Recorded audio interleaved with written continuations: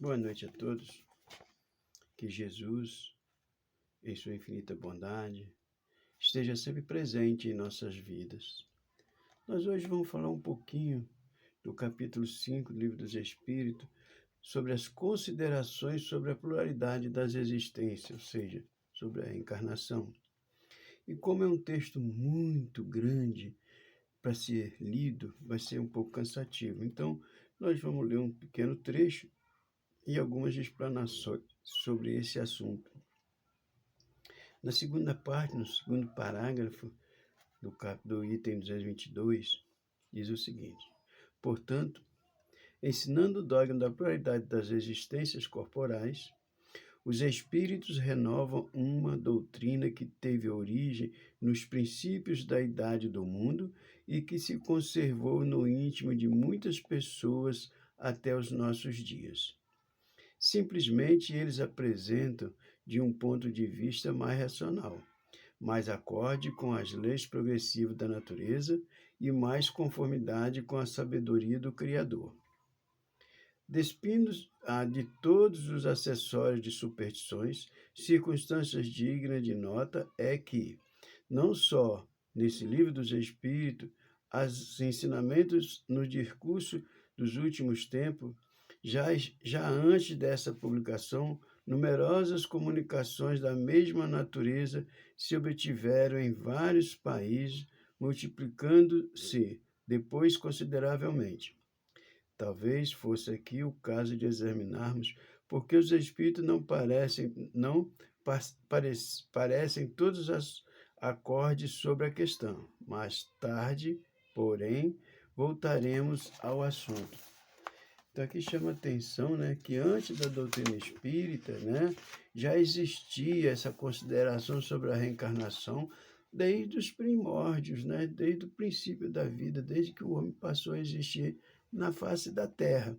Só que agora a doutrina espírita veio tirar toda a superstição de tudo isso aí, veio trazer as claras para nós, veio esclarecer com amplidão para nós, de acordo com a nossa evolução hoje. Então é muito bom a gente lembrar que a reencarnação não é algo, como algumas pessoas pensam, criada por Kardec, Já existia desde que o homem existe. Kardec apenas a elucidou, apenas codificou e colocou para nós com grande facilidade de aprendizado. Tem alguns questionamentos aqui só para a gente raciocinar sobre isso aí.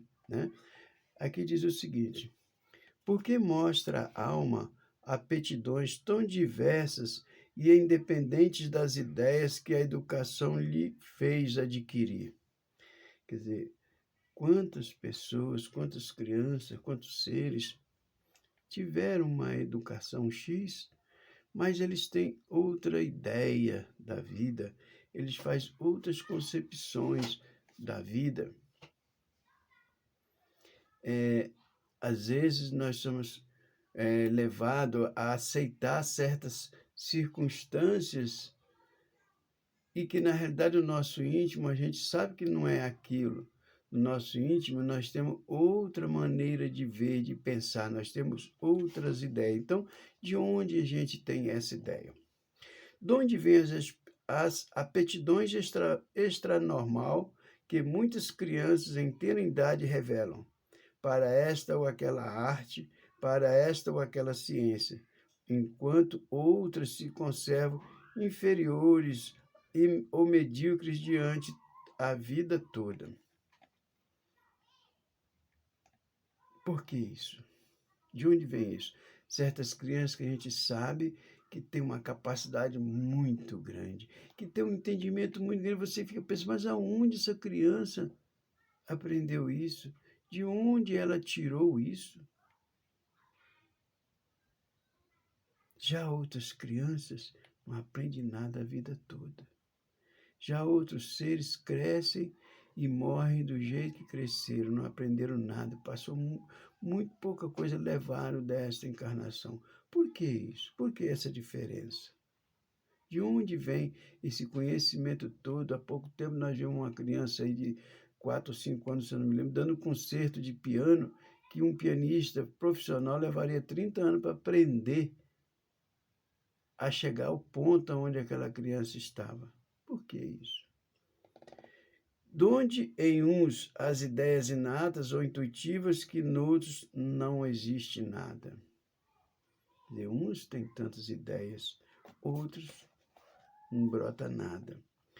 Donde em certas crianças o instinto precoce que revelam para os vícios ou para as virtudes, os sentimentos inatos da dignidade ou da baixeza, contrastando com o meio em que elas nasceram. Olha, esse questionamento é muito importante a gente pensar nele. Nós temos crianças que desde novinha você percebe uma índole muito ruim. E você sabe que não foi os pais que ensinou ele aquilo ali. Ele traz aquela ideia ruim, aquela ideia inata da maldade.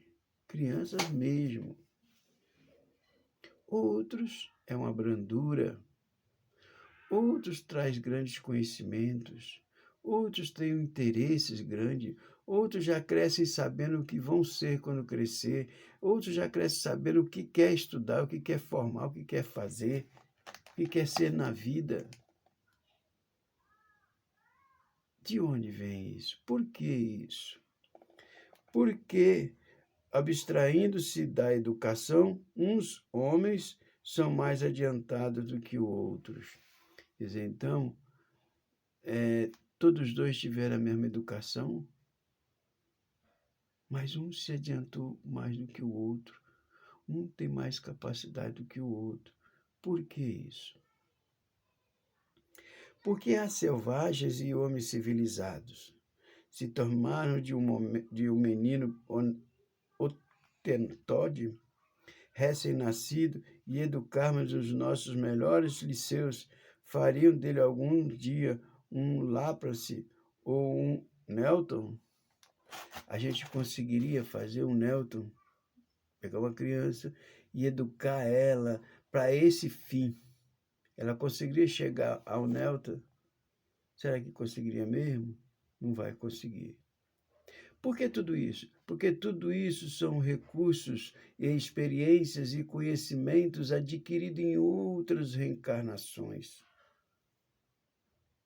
que nós vamos acumulando, que nós vamos trazendo. Eu disse para vocês há uns dias atrás que, às vezes, nós temos um grande conhecimento na área científica, mas nesta encarnação nós não precisamos desse conhecimento. Nosso compromisso nessa encarnação é outro.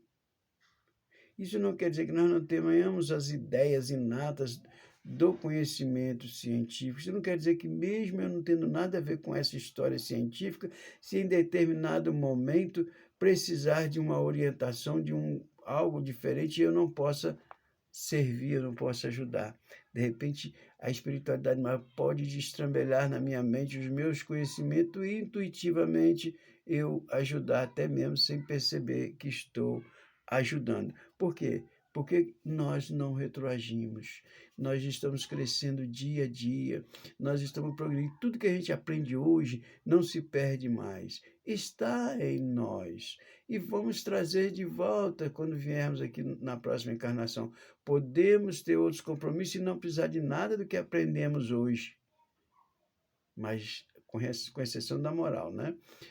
Mas nós vamos ter latente em nós esses conhecimentos, que se precisar a gente consegue também buscar lá no nosso íntimo e colocar em prática. Então, olha que colocação interessante. Se a nossa existência atual é que só ela decidirá nossa sorte vindoura, quais na vida futura as posições respectivas da vida selvagem e do homem civilizado? Como é que vai ficar no retorno ao plano espiritual a vida do homem selvagem e a vida do homem civilizado, se não existe reencarnação? Só esta vida é que vai comandar tudo. Pensaram nisso? estarão no mesmo nível ou se acharão distanciados um do outro no tocante à soma da felicidade eterna que lhes cabe? Então, felicidade eterna teria que ser algo em vários escalões, porque cada tipo de ser ia ter um tipo de felicidade eterna. Não existe felicidade eterna, é felicidade eterna. E não pode um homem civilizado hoje desencarnar e um homem selvagem desencarnar e os dois ter o mesmo cunho de felicidade.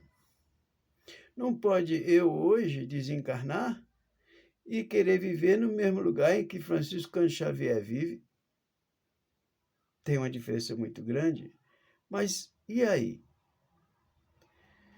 O homem que trabalhou toda a sua vida por melhorar-se virá a ocupar a mesma categoria do outro que se conservou num grau de inferioridade de adiantamento, não por culpa sua, mas porque não teve tempo nem possibilidade de tornar-se melhor?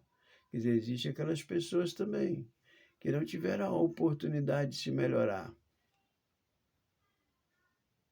E como é que faz? Ele vai ficar no mesmo lugar daquele que passou a vida toda dedicado ao trabalho em prol daqueles que sofrem, em prol da humanidade geral, em prol do crescimento da humanidade. Como é que fica isso aí? O que praticou o mal, por não ter podido instruir-se, será culpado de um estado de coisas cuja existência em nada dependeu dele? Aquelas pessoas que aparentemente, pela vida que levou, só praticou o mal. Ele será culpado por isso? Ele não teve a oportunidade de fazer o bem. Como que será a vida dele? Trabalha-se continuamente para esclarecer, moralizar, civilizar o homem, mas, em contraposição a um que fica esclarecido, milhões de outros morrem todos os dias antes que a luz lhes tenha chegado. Qual a sorte desses últimos? Serão tratados como os réprobos? No caso contrário, o que fizeram para ocupar categoria idêntica à dos outros? Então a gente tem que pensar nisso, né? A gente tem que ter consciência disso também, né? E tem pessoas que fazem muito bem para a humanidade. Eu, por exemplo, sinto que muito pouca coisa faço, mas reconheço que tem pessoas que fazem muito, muito além de mim. Não é justo eu desencarnar e querer ter o mesmo lugar, ocupar a mesma posição em que essas pessoas ocupam. Então, como fica tudo isso? Se não houvesse a reencarnação, para que eu pudesse também ter a oportunidade de me melhorar. Que sorte aguarda os que morrem na infância, quando ainda não puderam fazer nem o bem nem o mal? Se vão para o meio dos eleitos, por que esse favor, sem que coisa alguma hajam feito para merecê-lo? Em virtude de que privilégio eles se veem isentos das tribulações da vida. Algumas pessoas sempre dizem, né, que as crianças são anjinhos, que o reino do céu é das crianças, né, que quando morrem vão para o céu, porque o reino do céu é das crianças, né? Lá no Evangelho, Jesus não diz que o reino do céu é das crianças.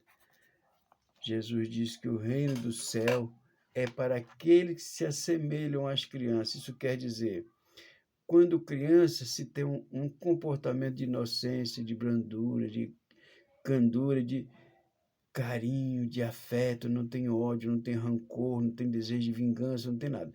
Então Jesus diz que quando nós nos tornarmos como uma criança, quando nós nos purificarmos dessa forma, teremos o reino do céu. Mas ele não disse que o reino do céu é para as crianças. E aí a gente vê também crianças, né, que reencarnam e desencarnam dentro de pouco tempo, sem nada ter feito de bom, sem nada ter feito de melhoramento, sem ter progredido, sem ter crescido em nada. E como é que fica a sorte dele? Vai para o mesmo lugar dos que trabalharam 70, 80, 100 anos em benefício da humanidade, só porque desencarnou como criança? Não, não vai. E a reencarnação é exatamente isso, justiça divina, a oportunidade que Deus nos dá de nos melhorarmos, para também termos o direito de atingir um lugar melhor num mundo maior.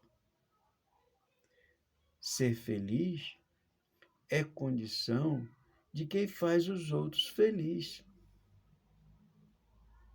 Não pode se conceber a ideia de alguém feliz fazendo maldade para os outros. Então, a reencarnação corrige tudo isso. A reencarnação é a oportunidade que Deus nos concede para que possamos nos livrar de todas as nossas dificuldades e crescermos. Se você não teve a oportunidade de crescer nessa encarnação, não tem problema. Você vai crescer na outra, você vai ter várias oportunidades. Jesus falou que daqui ninguém sai enquanto não pagar o último centil. Isso significa que quando você tiver acerto com as leis, você vai continuar reencarnando. Quando acabar o seu acerto com as leis, é sinal que você se purificou, se tornou um espírito angélico, um espírito perfeito, um espírito puro, entendeu? Sei, Jesus falou, meu reino ainda não é desse mundo, nós somos do planeta Terra. Cabe a nós transformarmos o planeta Terra em um mundo angélico. E como nós vamos fazer isso se não houver o processo reencarnatório? Muito bom a gente lembrar disso sempre. Muito bom a gente estar sempre tendo em mente isso aí. E nós vamos ter que voltar quantas vezes for necessário para corrigir todos os nossos erros, nos melhorarmos, nos acertarmos com as leis e nos tornarmos espíritos puros. Isso faz parte da nossa caminhada. Por isso é que estamos hoje e vamos voltar várias e várias e várias vezes, porque senão seria muito cômodo. Algumas pessoas também dizem que quando você pede perdão a Deus, que você se entrega para Jesus, que Jesus te perdoa, você está salvo. Muito bem. Acho muito louvável isso aí. Mas vamos pensar também de uma outra forma. A irmã Dulce, uma pessoa fantástica, que eu tenho um carinho muito grande por ela, morreu trabalhando em benefício dos pobres. E Deus, vamos dizer assim, colocou ela numa redoma X no plano espiritual.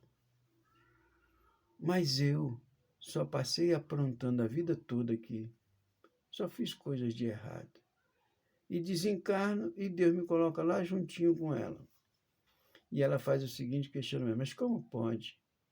Eu passei a vida toda fazendo bem, trabalhando em prol da humanidade para chegar até aqui. E você só atrapalhou, só derrubou, só criou problemas para mim e para todo mundo e veio parar para cá também. E aí você simplesmente dá uma resposta. Não, mas no final da vida eu me entreguei para Jesus, eu me arrependi dos meus pecados e Jesus me perdoou e eu estou salvo como você. Será justo isso?